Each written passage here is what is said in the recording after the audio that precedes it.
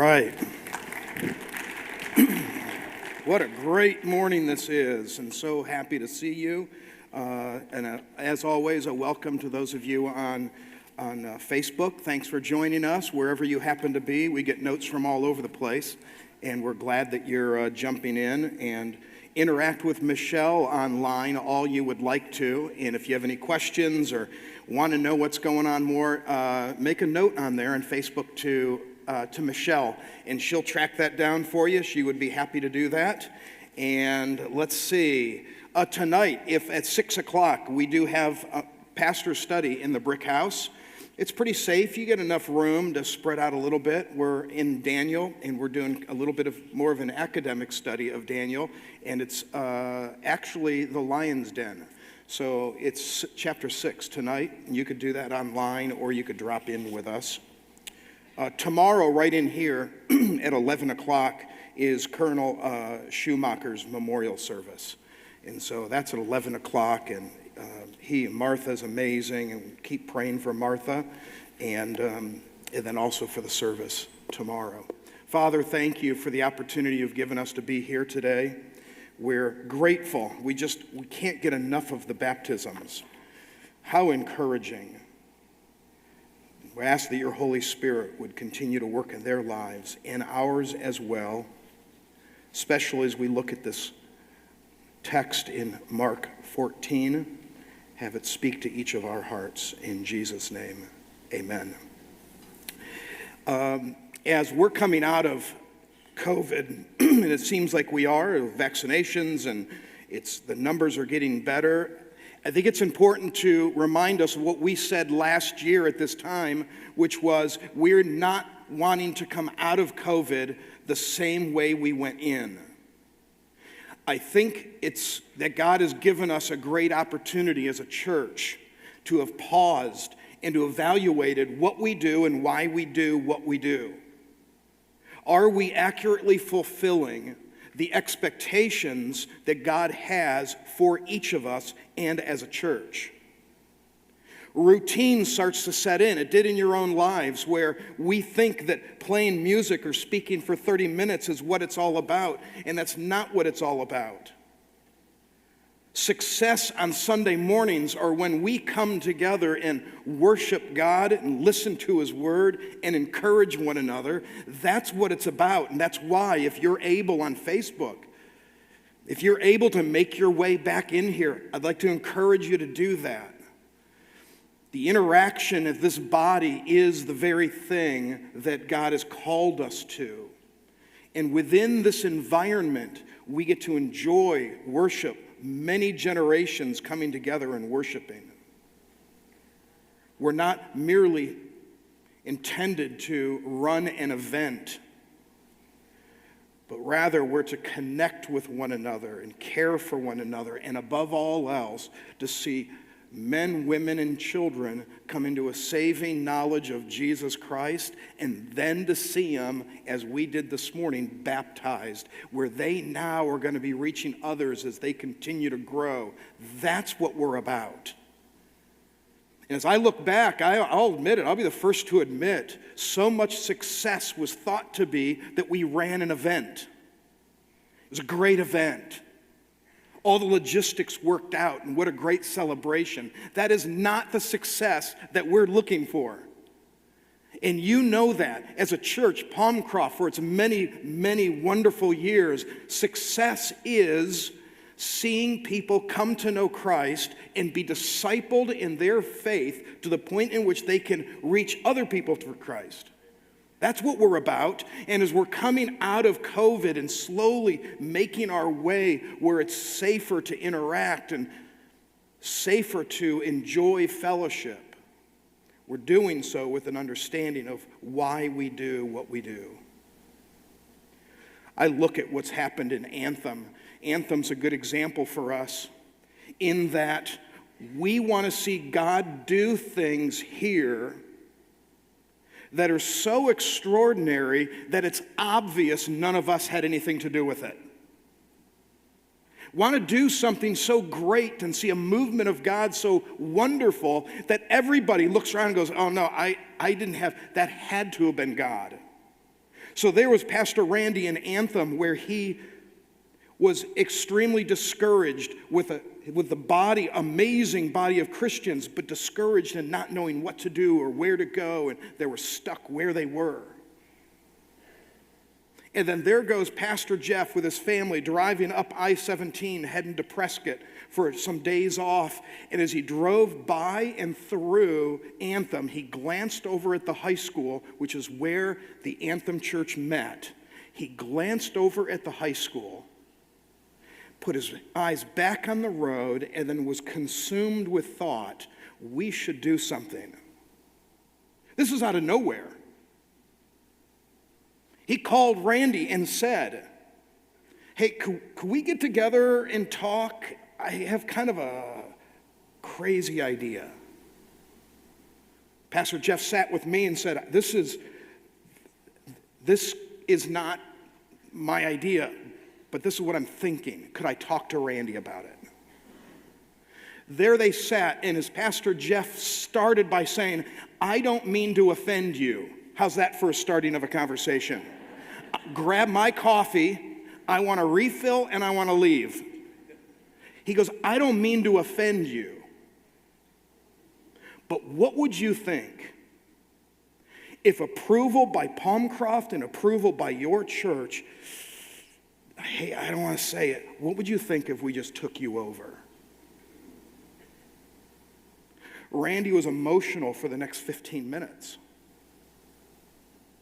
Pastor Jeff saying, I don't even know what it means. Then the pieces started coming together like we'd never seen the pieces come together before, where we stood back and went, okay, we have nothing to do with this. In fact, any bit that we did, we kind of messed it up along the way. Because I wanted to be a part of this too, and could have done things different and wanted to do things different. It's too late, and all of a sudden, and I'm going to tell you right now, as of last week, they had the biggest crowd they've had in years during COVID. On Wednesday nights, the entire building is full. Not one church in Anthem has Wednesday night programming. It's packed. Randy says, we're out of space. Kids and leaders everywhere. Now, I'm going to tell you something. Pastor Randy, myself, Pastor Jeff, all that were involved in that, everyone. Fred Struss is amazing up there.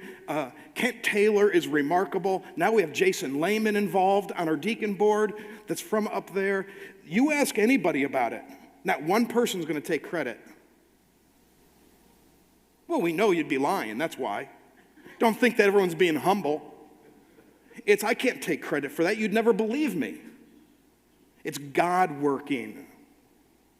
That's what we want.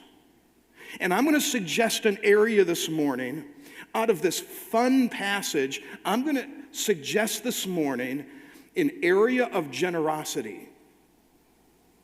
And we see it here in this passage. I'm going to suggest that to follow after Jesus Christ and to be a disciple of Jesus is one who is generous. It's freeing for us as we become generous. And it meets the needs of people around. I'm not thinking just or simply generosity with church giving. We need it, it's true. But I'm thinking of generosity with friends and family. Generosity with strangers.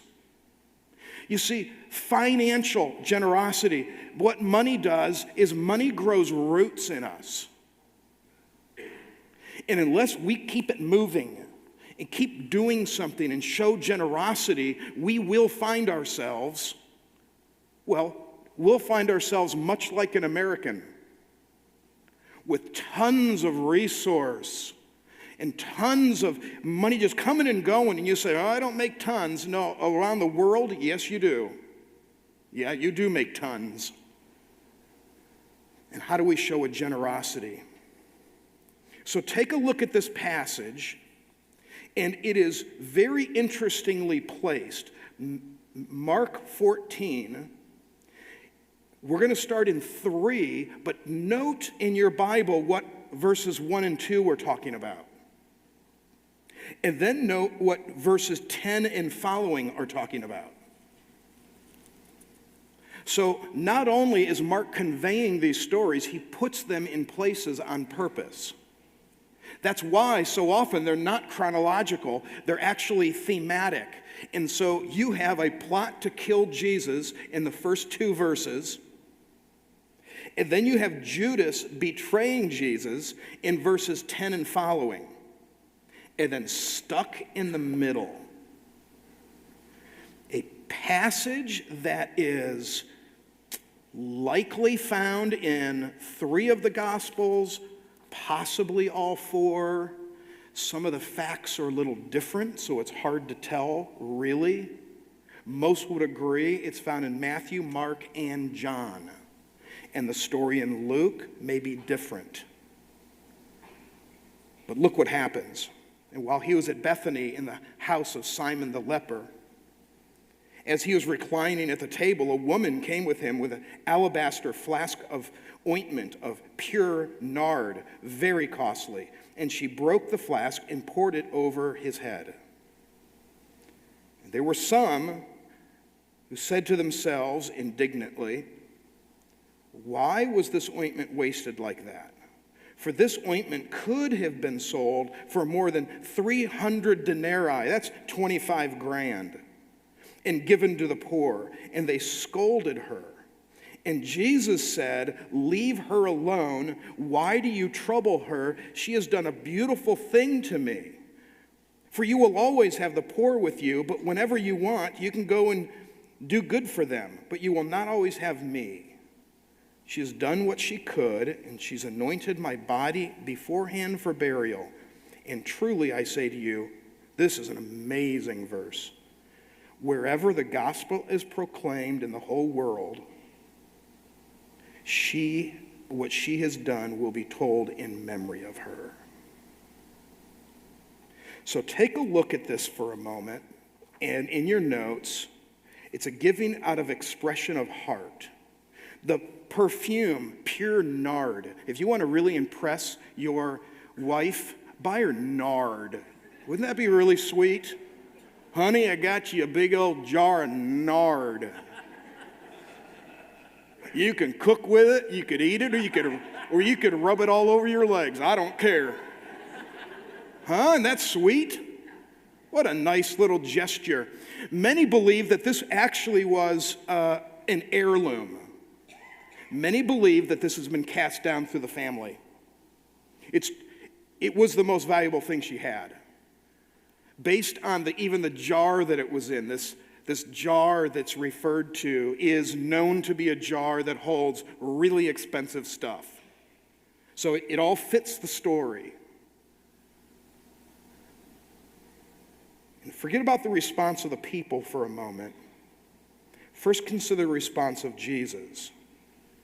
Can you believe that Jesus was on the same page with her? You've got a room of people. Literally, you have got the cool and the popular. Some of the other accounts mention a Pharisee being there. Definitely the disciples were there. Another account said it was Judas specifically that said, "Don't waste that." But this text says some of them, so apparently more of them were thinking it. This is a waste of that beautiful container of nard. So out of that room full, picture on your own a room full of your friends, family, even a couple church people, leaders here with you. And then you had this lady, a little inappropriate. The other account says that she also poured it over his head, and then she took her hair and wiped his feet. Okay, that's going on. They're upset with her to him. They're embarrassed for him. And then, and I love this, I wish this could be like etched somewhere, where a group of people are bothered by the way she's spending her money. Isn't it true that everyone seems to know how you should spend your money better than you do?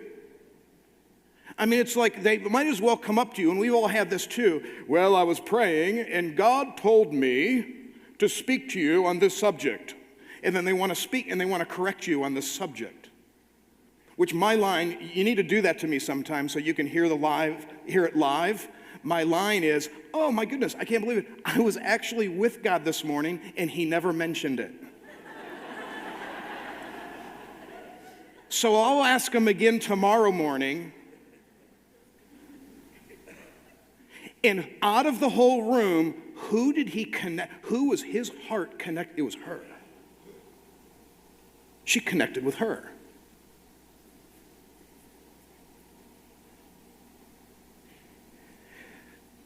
So with giving, here's the principle. If she had consulted good, solid church people, she would not have done it. Okay? But I'm not saying we don't consult church people. But as we seek counsel for things, and this is probably also a little bit of a spontaneous gift, because he's passing through. Bethany's a couple miles away. It's on the east side of Jerusalem. Go down the valley, Mount of Olives, and then up over the side is Bethany. It's just on the other side. He's just stopping there, common stopping place before they make their way into Jerusalem. She heard that he's coming. And she's like, oh, finally use for my nard. Apparently asked nobody. Maybe she did. But here it is. Here's the principle is I said something to somebody this week. I was chatting with somebody, and this sounds boasting, and then at the end of the sentence, you'll find out it's not. I seldom make bad decisions. That's the part that sounds boasting. It's because I move slow, and I talk to a lot of really smart people. I'm on the phone with pastor friends and many of you, depending on the area of the decision, to seek out the advice. And we all should do that, right? Proverbs tells us to do that. But rightness is not determined by popularity. So when you're done consulting everyone and they all said, oh, you know what? I had some nard once. I had it removed. And so I think you should hang on to it. They all said that. Hang on to it, hang on to it, hang on to it. But listen where else she was connected. She was so connected with the heart of Jesus. Think back in the series, the stern of the boat. Leave the chaos and go and curl up to him and get his heart rate and your heart rate the same. And I'm going to do what he says. And who would guess? She was most connected to him, and he was most connected to her than anybody in the room. It could be you. In fact, I'll tell you an amazing, it hit me probably yesterday as an application to this is, right, you have the plot to kill Jesus up the top, and then you have the Judas betrayal there, and you have this section where this woman has actually anointed Jesus in such a way that his heart is touched. She is criticized for it, and I'm going to tell you, she does not care at all because she has the feet of Jesus in her hands. Plot to kill, betrayal. Where is this beautiful, heartwarming story literally blessing Jesus, but by an anonymous woman? And I stopped for a minute and went,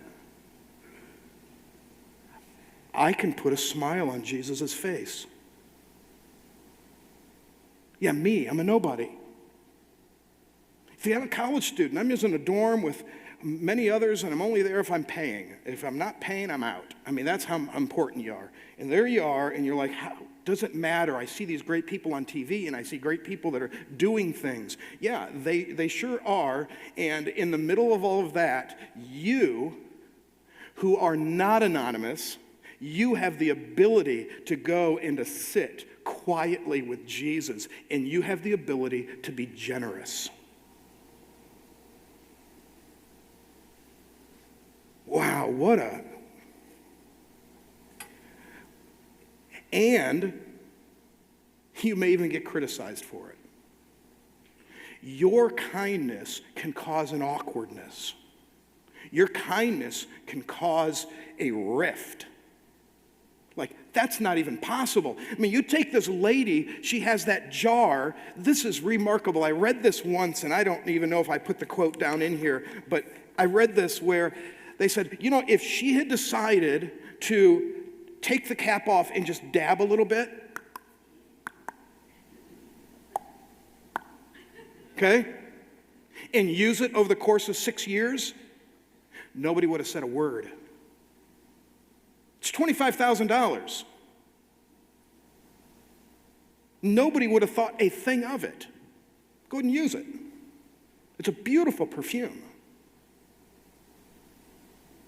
Oh, but she pours it on the master. And note the timing, right? You know the timing of this too, right? It's about now. We have Palm Sunday coming. We have Easter coming. This is when it's happening at the prime of Jesus' work here. And she pours it on him. And they criticize. Let me mention also here the, you know what? The clock is not on up there. That's too bad. Boy, that really concerns me. She's like, Pastor, when you speak, it's like time stands still. Like a 30-minute, it seems like 3 hours sometimes. Wait a minute. Maybe that's not good. We really don't? Can we not have a clock up there for the sake of the people? I'll take it. Yeah, what time is it anyway? Whoa, there it is. Oh, my goodness. Oh, thank you. Thank you. Oh, that's too late. Yeah, that's not going to work. Can you change the time? No? Well, that happened to Pastor Stephen, not last week. Wasn't he amazing last week? Yes, he was. I love him. Him and Michelle and the kids are amazing. But the first time he spoke in here, he had a watch on that wasn't right. So maybe some of you guys remember, he went like 25 minutes over. And he blamed his watch. Classic. But it's okay. I could listen to him for that long. It would be just fine. Okay, so, wow. Okay. So, see, I said that, and I said Nord. I'm pretty sure I said Nord. And, you guys want to say it, don't you? Go ahead and say it. Say Nard. That's fun, isn't it? Isn't that a fun word? I knew you'd like it. I don't recall a time that God has ever chastised me for giving too much. But I do believe that he has chastised me for not having given enough.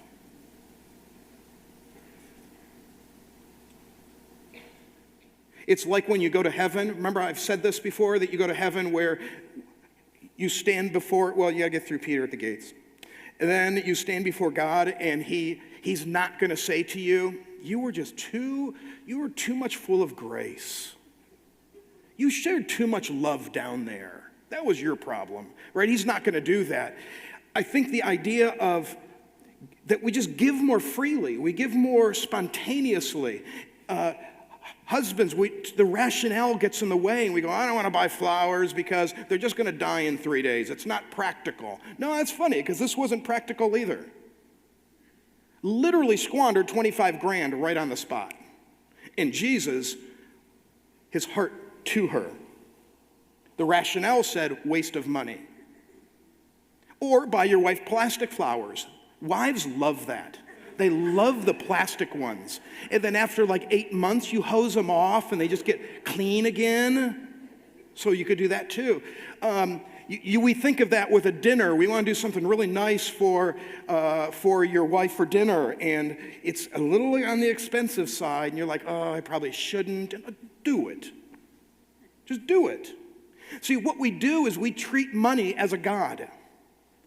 We slip into that where we're so careful with money and we're so careful with what we spend and how we spend it that you want to stop and go, what do you think that is?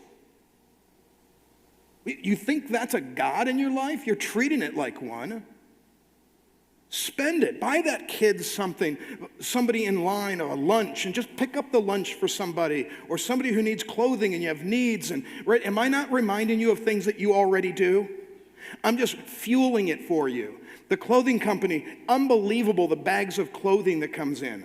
It's used clothing that's terrific that we need, and we still always need that, but people go and just buy it. Just buy it. One wonderful gal said, my grandkids aren't here. I'd love to go shopping for them, so I do. I go shop for them, and then I take it to the clothing company. That's fantastic. Just freely. Not listen to the critical voice or thought that says, I don't think that's practical. I think that's too much. Verse 6 and 7 is where I just pull out, and this is like maybe a big parenthesis, when Jesus says, leave her alone, why do you trouble her? She has done a beautiful thing to me. For you always have the poor with you, and whenever you want, you can go do for them, but you will not always have me. I just have a quick point to make there, and that is that the weight of all of the poor, the weight of all of the brokenhearted, the weight of the children that are suffering in a family with divorce or whatever, the weight of all of that is not on you. We're asked to do our part. God has people everywhere doing lots of things. And everything would be fine if we all stepped up and did our part. But the weight of it all, many of you will hear of a need at a church or need somewhere, and it's so heavy to you, and you look around, nobody's volunteered, so you're like, oh, I'll do it. And you'll just keep doing things, and you're doing so much because there's a feeling, possibly, a feeling where the weight of all of this is on you. And many of you have had to come to the decision or realization in your own lives that I will do what I can do, and even if there are needs left unmet, I'm going to have to leave them unmet because I'm doing what I can do. And I will take this to God, the rest of it. And God goes, yeah, I can handle that. And yes, thank you for doing your part. And I think that's true with finance as well. God's blessed us a lot. And it isn't just here at the church. Sacrificial, faithful giving is critical for every church. We only can manage that way. But then to turn around and to be free and generous, opportunity to do something for somebody. You heard they liked it, just buy it for them. You know Amazon can send things to houses now? Like when you hit send, there's a knock at the door. It's that quick.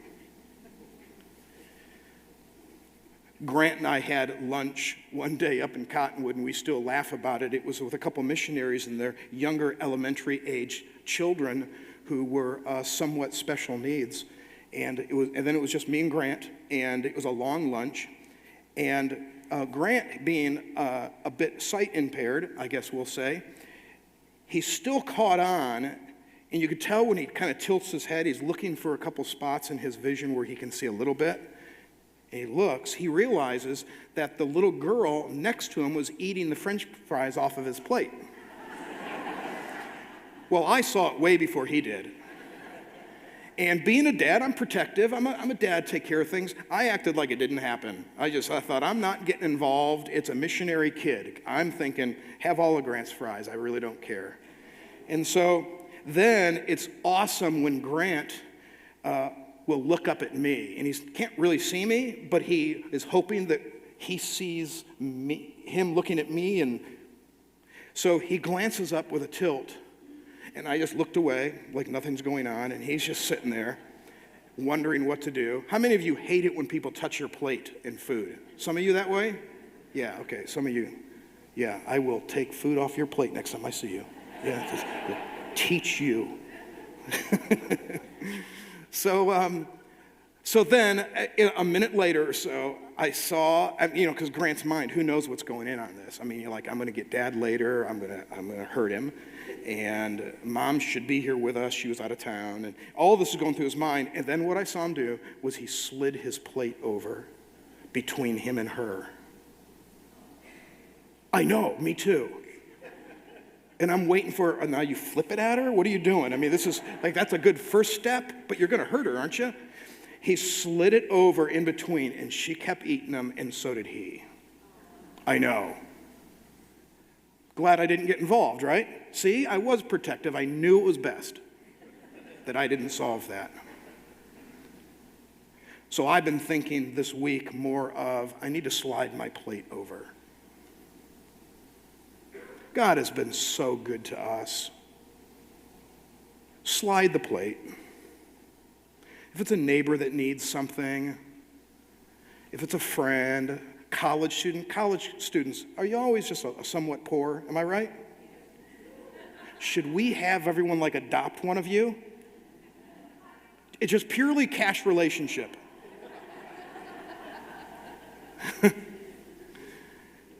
But they are. We have students in high school, students in college. They don't have anything. That we just find ourselves more kind, more generous. So I'll end with this statistic. I thought it was great. In 2006, there was $295 billion given to charities. Okay, 2006, $295 billion. $37 billion from foundations, $23 billion from death and wills, $13 billion from corporations, and $223 billion from individuals. There's the strength of America. Other countries can talk about materialism all day long. But I'll tell you, out of just about 300 billion, 223 from people like me and you. And in the middle of plot to kill, in the middle of Judas' betrayal, there's a beautiful story of an anonymous woman who spent a lot, like the widow's mite, spent a lot. And maybe God can work in our hearts to find us more generous in more creative ways to the praise and glory of Jesus Christ alone.